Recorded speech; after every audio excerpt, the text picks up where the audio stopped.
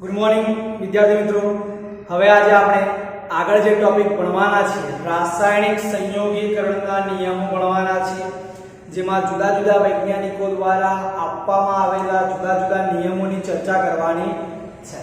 તો એમાંથી સૌપ્રથમનો જે નિયમ છે દ્રવ્ય સંચયનો નિયમ અથવા તો દળ સંચયનો નિયમ કહી શકાય। તો દળ સંચયનો નિયમ કોને આપ્યો? તો કે એન્ટોની લેવોઇઝરે આપ્યો છે 1789 સાલમાં। દ્રવ્ય સંચયનો નિયમ તમે સારી રીતે જાણો છો કે દ્રવ્ય સંચયનો નિયમ છે શું? તો તમને ખ્યાલ છે કે દ્રવ્ય જે છે એ દ્રવ્યનું સર્જન કે વિનાશ શક્ય નથી, એટલે કે દ્રવ્યનું સર્જન કે વિનાશ શક્ય નથી। આ નિયમ જે છે એન્ટોની લેવોઇઝરે આપ્યો હતો। એણે શું કીધું? તો એણે કેટલીક દહન પ્રક્રિયાઓ દ્વારા એને પ્રાયોગિક અભ્યાસ કર્યો અને એ અભ્યાસના આધારે કેટલાક પરિણામો મળ્યા। એ પરિણામોના આધારે તેણે આ નિયમ રજૂ કર્યો હતો। જોઈએ દ્રવ્ય સંચયનો નિયમ છે શું? વધારે છે નહીં, તો કે દ્રવ્ય સંચય અથવા તો દળ સંચય પણ કહી શકાય। તો કે દળ સંચય અથવા તો દ્રવ્ય સંચયનો નિયમ તો કે 1789 માં એન્ટોની લેવોઇઝર નામના વૈજ્ઞાનિકે આ નિયમ રજૂ કર્યો। નિયમ શું છે? તો કે દ્રવ્ય એટલે કે દ્રવ્યનું સર્જન કે વિનાશ શક્ય નથી। આ નિયમ છે। દ્રવ્ય જે છે એ દ્રવ્યનું સર્જન કે વિનાશ શક્ય નથી। કેવી રીતે પ્રયોગ કરે અને કેવી રીતે નિયમ આપ્યો? તો કે એને આ નિયમ આપવા માટે કેટલીક દહન પ્રક્રિયા કરી, એટલે કે દહન પ્રક્રિયાનો પ્રાયોગિક અભ્યાસ કર્યો અને અભ્યાસ કર્યા બાદ એને જે પરિણામો મળ્યા છે, અભ્યાસ કર્યા બાદ એને જે પરિણામો મળ્યા હતા એ પરિણામોના આધારે એને આ નિયમ તારવ્યો હતો। બરાબર? તો આ પણ એમસીક્યુ માટેની જ વસ્તુ છે, થિયરીમાં જલ્દી પૂછાતી નથી। એના પછી 2 માર્ક્સ માટે અગત્યની થિયરી છે નિશ્ચિત પ્રમાણનો નિયમ। 2 માર્ક્સમાં પૂછી શકે નિશ્ચિત પ્રમાણનો નિયમ। તો કે નિશ્ચિત પ્રમાણનો નિયમ કોને કહેવાય? તો કે જોસેફ પ્રાઉસ્ટ દ્વારા આ નિયમ રજૂ કરવામાં આવ્યો હતો। જોસેફ પ્રાઉસ્ટે શું કીધું આ નિયમ માટે? તો કે કોઈ પણ સંયોજનમાં રહેલા તત્વનું દળ જે છે ને એ નિશ્ચિત હોય છે। કોઈ પણ સંયોજન લઈ લો તો એ સંયોજનમાં રહેલા તત્વનું દળ પ્રમાણ જે છે એ નિશ્ચિત હોય છે।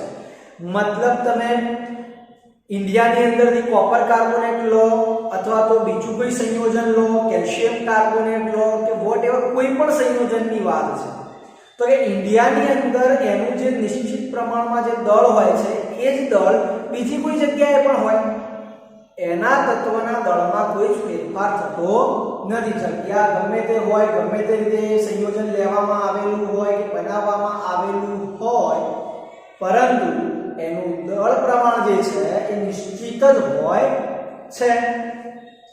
આ નિયમ છે।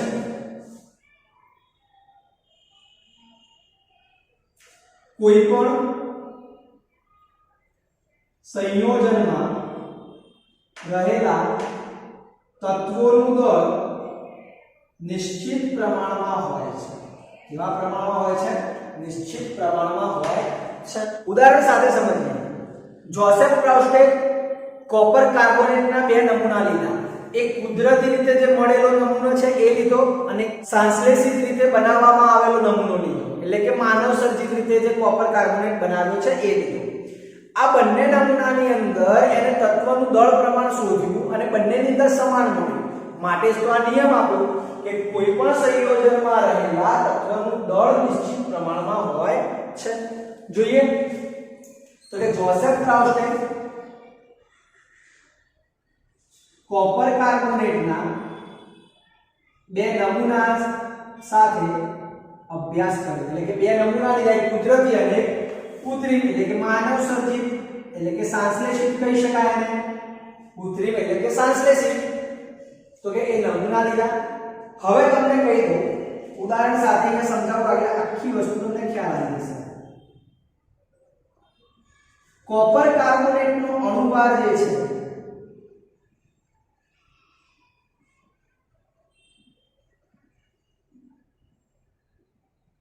(123.5 ગ્રામ પ્રતિ મોલ થાય. આ કોપર કાર્બોનેટનો અણુભાર છે. બરાબર. કોપરનો 63.5, કાર્બનનો 12, ઓક્સિજનનો 16 તરી 48 એટલે 123.5.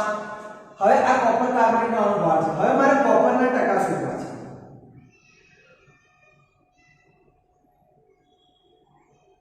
હવે મારે કોના ટકા શોધવા છે? કોપર. તો કોપરનું દળ કેટલું? 63.5 ગુણ્યા 100 ભાગ્યા 123.5. આનું સાદું આપો એટલે તમને જવાબ મળે 51.45. કોપર કેટલી વાર હતો? આ કોપર કાર્બોનેટનું સૂત્ર છે. આની અંદર કોપર કેટલી વાર છે? એક જ વાર છે. ખ્યાલ આવ્યો કે નહીં? એવી રીતે ઓક્સિજનના ટકાની વાત કરીએ.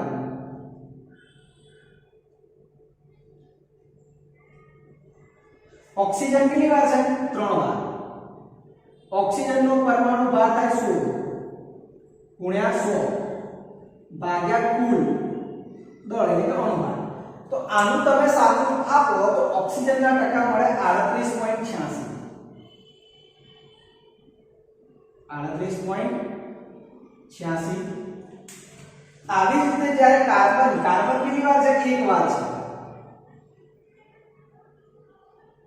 અહીંયા ઓક્સિજન 3 વાર હતા એટલે આ 3 લખ્યા છે બેટા. કાર્બનના ટકા, કાર્બન એક વાર છે એટલે લખવાની જરૂર નથી.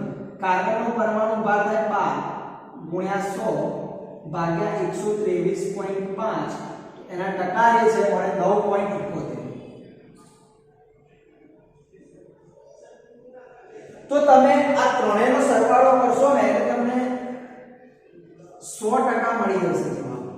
કારણ કે ટકા હંમેશા કેટલા હોય? 100 હોય. તો ત્રણેયનો સરવાળો કરો એટલે 100 મળી જાય. તો કુદરતી રીતે નમૂનો લીધો તો એમાં તમને પર્સન્ટેજ કોપરના 51.45, કાર્બનના 9.71, ઓક્સિજનના 38.86.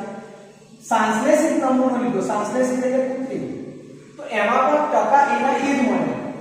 તો આના પરથી જોસેફ પ્રાઉસ્ટે એવું કીધું કે નમૂનો જે છે કોઈ પણ સંયોજન ગમે ત્યાંથી લેવામાં આવે એટલે કે સ્ત્રોત ગમે ત્યાંથી લેવામાં આવ્યો હોય, કોઈ પણ પ્રકારનો સ્ત્રોત હોય, પરંતુ સંયોજનમાં રહેલા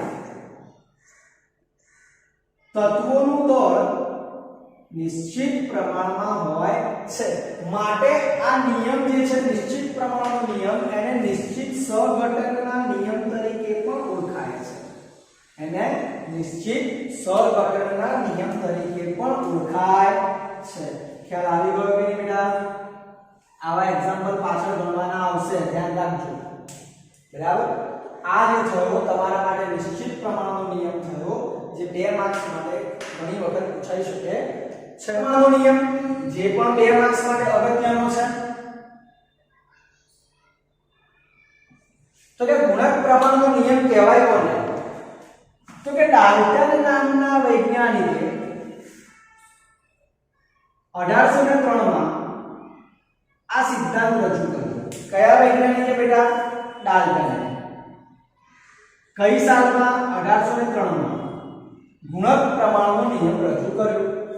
હવે ડાલ્ટને શું કીધું સમજજો. ગુણક પ્રમાણના નિયમમાં જ્યારે 2 તત્વો એકબીજા સાથે સંયોજાય ત્યારે એક કરતા વધારે સંયોજન બનાવતા હોય ત્યારે તેમાં રહેલા એક તત્વનું દળ નિશ્ચિત હોય છે અને તેની સાથે સંયોજાતા બીજા તત્વનું દળ જે છે એને સાદી નાની પૂર્ણાંક સંખ્યાના ગુણોત્તરમાં દર્શાવવામાં આવે છે. હમણાં ઉદાહરણ સાથે સમજાવીશ તમને આખો નિયમ, પણ એના પહેલા નિયમ ફરીથી એકવાર રિપીટ કરું છું. 2 તત્વો છે, એકબીજા સાથે સંયોજાયા, તો એક કરતા વધારે સંયોજન બનાવતા હોય ત્યારે તેમાં રહેલા એક તત્વનું દળ નિશ્ચિત હોય છે અને બીજા તત્વનું દળ તેની સાથે નિશ્ચિત પ્રમાણમાં જોડાય છે ત્યારે તેને સાદી નાની પૂર્ણાંક સંખ્યાના ગુણોત્તરમાં દર્શાવવામાં આવે છે. નિયમ જોઈએ. આ બે તત્વો એકબીજા સાથે સંયોજાય અને સંયોજાઈને એક કરતા વધારે સંયોજન બનાવે ત્યારે તેમાં એક તત્વનું દળ નિશ્ચિત હોય અને એની સાથે સંયોજિત થતા બીજા તત્વનું દળ જે છે એ બીજા તત્વનું દળ નાની પૂર્ણાંક સંખ્યાના ગુણોત્તરમાં હોય છે. આ નિયમ છે. હવે ઉદાહરણ સાથે સમજાવો. બે તત્વો લઈ લીધા મેં, હાઇડ્રોજન અને ઓક્સિજન. તો આ બે જ તત્વો છે, હાઇડ્રોજન અને ઓક્સિજન, એકબીજા સાથે સંયોજાય. તો સંયોજાઈને એકવાર શું બનાવે? પાણી. અને બીજી વાર શું બનાવે? Hydrogen peroxide. સમજજો બેટા, તત્વો બંને સરખા છે, હાઇડ્રોજન ઓક્સિજન. પણ આ હાઇડ્રોજન ઓક્સિજન સંયોજાયા તો પાણી બનાવ્યું, આ હાઇડ્રોજન ઓક્સિજન સંયોજાયા તો હાઇડ્રોજન પેરોક્સાઇડ બનાવ્યું. H2O2 એટલે હાઇડ્રોજન પેરોક્સાઇડ કહેવાય. H2O2 એટલે શું કહેવાય? Hydrogen peroxide. બરાબર. હવે આની અંદર હાઇડ્રોજન જે છે, હાઇડ્રોજનનું પરમાણુ ભાર 1 છે, પણ અહીંયા હાઇડ્રોજન કેટલી વાર? 2 વાર. તો 1 ગુણ્યા 2, 1 ગુણ્યા 2 એટલે કેટલા ગ્રામ મળ્યા? 2 ગ્રામ હાઇડ્રોજન મળ્યું. સમજો બેટા, કેટલા ગ્રામ હાઇડ્રોજન મળ્યું? 2 ગ્રામ. એવી જ રીતે સેમ વસ્તુ નીચે પણ 1 ગુણ્યા 2 એટલે 2 ગ્રામ હાઇડ્રોજન. હાઇડ્રોજન કેટલા ગ્રામ મળ્યા? અહીંયા હાઇડ્રોજન કેટલી વાર? 2 વાર. તો સામે પણ 2 જ વાર હોવા જોઈએ. છે 2 વાર. અહીંયા ઓક્સિજન કેટલી વાર? 2 વાર. અહીંયા કેટલી વાર? 1 વાર. તો અહીંયા 1 વાર હોય તો અહીંયા પણ હાઇડ્રોજન ઓક્સિજન જે છે એ ઓક્સિજન એક જ વાર જોઈએ. એટલે હું અહીંયા શું કરું છું બેટા? સમજજો. હું અહીંયા શું કરું છું? ઓક્સિજન જે છે એને 1/2 કરી નાખું. એને કેટલા કરી નાખું? 1/2. 1/2 કરે એટલે 2 2 કેન્સલ એટલે ઓક્સિજન થઈ ગયા 1. ઓક્સિજન કેટલા થઈ ગયા? 1 થઈ ગયા. આ 1/2 કરે એટલે ઓક્સિજનને ભાગી નાખ્યા. 2 ઓક્સિજન હતા, 2 વડે ભાગી નાખીને 2 2 કેન્સલ એટલે ઓક્સિજન વધ્યો 1. ખ્યાલ આવ્યો કે નહીં? તો હવે અહીંયા ઓક્સિજન થઈ ગયો 1. તો એક ઓક્સિજનનું દળ કેટલું છે? 16 ગ્રામ. એક ઓક્સિજનનું દળ કેટલું? 16 ગ્રામ. તો 16 + 13 એટલે પાણીનો અણુભાર તમને ખબર જ છે કે 18 ગ્રામ થાય. પાણીનો અણુભાર કેટલો થાય? 18 ગ્રામ થાય. એટલે પાણી કેટલા ગ્રામ મળ્યું? 18 ગ્રામ મળ્યું. હવે આ હાઇડ્રોજન તો એમ જ છે. ઓક્સિજનની વાત કરીએ, હાઇડ્રોજન 2 વાર, અહીંયા પણ 2 વાર. ઓક્સિજન 2 વાર, અહીંયા પણ 2 વાર. બધું બેલેન્સ જ છે. તો અહીંયા ઓક્સિજન જે છે ને 2 ગુણ્યા 16, કારણ કે ઓક્સિજનનો 16 છે તો 2 ગુણ્યા 16 એટલે 16 દુ 32 ગ્રામ. 16 દુ 32 ગ્રામ થાય. તો અહીંયા કેટલો થાય? 16 દુ 32, 32 ને 2 34, 32 ને 2 34 ગ્રામ. તો હાઇડ્રોજન પેરોક્સાઇડ નો અણુભાર કેટલો થયો? 34 ગ્રામ. હવે નિયમ સાથે સમજીએ. બે તત્વો એકબીજા સાથે સંયોજાય, એક કરતા વધારે સંયોજન બનાવે. આ બંને તત્વો હાઇડ્રોજન ઓક્સિજન એકબીજા સાથે સંયોજાયા, એક કરતા વધારે સંયોજન એટલે કે પાણી અને હાઇડ્રોજન પેરોક્સાઇડ બનાવે. જેમાં એક તત્વનું દળ નિશ્ચિત છે. જોઈ લો, હાઇડ્રોજનનું દળ નિશ્ચિત છે. અહીંયા પણ 2 છે, અહીંયા પણ 2 છે. બંનેમાં સરખું છે. તો કે એક તત્વનું દળ નિશ્ચિત દળ છે અને એની સાથે સંયોજાતા બીજા તત્વનું દળ, એટલે આ જે બીજા તત્વનું જે દળ હોય, આ બીજા તત્વના દળને સાદી નાની પૂર્ણાંક સંખ્યા વડે દર્શાવવામાં આવે છે. કોના વડે? સાદી નાની પૂર્ણાંક સંખ્યા વડે દર્શાવવામાં આવે છે. તો અહીંયા 16 અને 32 છે. આ 16 અને 32 થઈ ગયું તો સાદી નાની પૂર્ણાંક સંખ્યા એટલે કે 1/2 વડે દર્શાવવામાં આવે છે. કોના વડે દર્શાવવામાં આવે છે?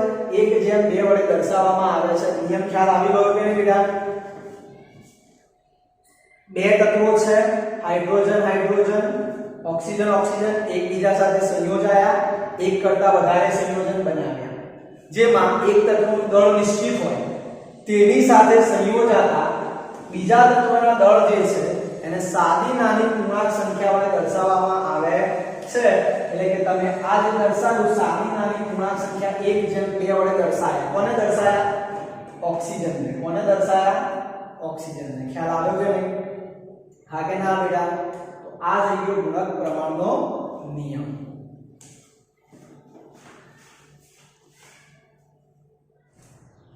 ચલો વિદ્યાર્થી મિત્રો, ત્યારબાદ નિયમ નંબર જે 4 છે એટલે કે ગેલ્યુસેકના વાયુમય કદનો નિયમ. કોનો? ગેલ્યુસેકના વાયુમય કદનો નિયમ. તો કે આ પણ જોસેફ પ્રાઉસ્ટના નિયમ જેવો જ છે, થોડો ઘણો સિમિલર જ છે. તો કે 1808 માં ગેલ્યુસેક નામના વૈજ્ઞાનિકે આ સિદ્ધાંત રજૂ કર્યો હતો. એણે શું કર્યું? તો કે સમાન તાપમાને અને સમાન દબાણે બે જુદા જુદા વાયુઓ લીધા અને આ વાયુઓ જ્યારે એકબીજા સાથે સંયોજાય છે અથવા તો ઉત્પન્ન થાય છે ત્યારે તેમના કદનો જે ગુણોત્તર છે એ ગુણોત્તરને નાની પૂર્ણાંક સંખ્યા વડે દર્શાવવામાં આવે છે, જેને આપણે ગેલ્યુસેકના વાયુમય કદનો નિયમ કહીએ છીએ. ફરીથી રિપીટ કરું છું મિત્રો, સમાન તાપમાન અને સમાન દબાણે જ્યારે વાયુઓ જે છે એ રાસાયણિક પ્રક્રિયામાં સંયોજાય છે ત્યારે તેમના કદનો જે ગુણોત્તર છે આ કદના ગુણોત્તરને સાદી નાની પૂર્ણાંક સંખ્યા વડે દર્શાવાય છે. એટલે કે ગુણોત્તરને દર્શાવવામાં આવે છે. કેવી રીતે? તો કે ઉદાહરણ સાથે સમજીએ એટલે થોડો વધારે ખ્યાલ આવે. સમાન તાપમાને સમાન દબાણે રાસાયણિક પ્રક્રિયામાં વાયુ સંયોજાય છે અથવા તો ઉત્પન્ન થાય છે ત્યારે તેમના જે કદનો ગુણોત્તર છે આ કદના ગુણોત્તરને દર્શાવવામાં આવે છે. એટલે સાદો ગુણોત્તર. સાદો ગુણોત્તર એટલે નાની પૂર્ણાંક સંખ્યા વડે દર્શાવવામાં આવે છે. ઉદાહરણ સાથે સમજીએ તો કેવી રીતે? તો કે હાઇડ્રોજન અને ઓક્સિજન વચ્ચે પ્રક્રિયા કરવામાં આવે તો પાણી બને છે અને આ પાણીની બાષ્પ છે. મેં વાયુમય અવસ્થામાં દર્શાવ્યું છે પાણીની બાષ્પ છે. બરાબર? તો હાઇડ્રોજન અહીંયા મેં કેટલા ml લીધા બેટા? તો કે 100 ml હાઇડ્રોજન અને 50 ml ઓક્સિજન વચ્ચે પ્રક્રિયા થાય તો તમને 100 ml જે છે આ 100 ml પાણીની બાષ્પ મળે છે. અહીંયા ઓક્સિજન પણ જે હતા એ 100 ml જ હતા, પણ અહીંયા ઓક્સિજન 1 છે, અહીંયા ઓક્સિજન કેટલા છે? 2 છે. તો એ ચાલે નહીં. એટલે સમીકરણને બેલેન્સ કરવા માટે અહીંયા 1/2 કરેલું છે. એટલે ઓક્સિજનનું કદ પણ અડધું થઈ ગયું. 100/2 કરો એટલે 50 ml થઈ ગયું. 100/2 કરો એટલે 50 ml થઈ જાય કદ ઓક્સિજનનું. ખ્યાલ આવ્યો કે નહીં? તો અહીંયા એ જ વસ્તુ લખેલી છે કે હાઇડ્રોજન અને ઓક્સિજન સંયોજાય છે ત્યારે તેમના કદનો જે ગુણોત્તર છે આ કદનો ગુણોત્તર નાની પૂર્ણાંક સંખ્યા 2:1 વડે દર્શાવવામાં આવે છે. હાઇડ્રોજન અને ઓક્સિજનનો ગુણોત્તર હાઇડ્રોજન જેમ ઓક્સિજન. હાઇડ્રોજન કેટલા? 100. ઓક્સિજન કેટલા? 50. કોમન લઈ લો એટલે 2:1. તો કે હાઇડ્રોજન અને ઓક્સિજનનો ગુણોત્તર કેટલો મળે બેટા? 2:1, જેને આપણે ગેલ્યુસેકના વાયુમય કદનો નિયમ કહીએ છીએ. તો આવડી જાય કે નહીં? આ જે 4 નિયમો જે છે એમાંથી 3 નિયમો અગત્યના છે. જોસેફ પ્રાઉસ્ટનો નિયમ જે હતો એ, બરાબર, ગેલ્યુસેકના વાયુમય કદનો નિયમ જે હતો એ, અને ગુણક પ્રમાણનો જે ડાલ્ટનનો નિયમ છે એ. આ 3 નિયમો ખૂબ જ અગત્યના છે.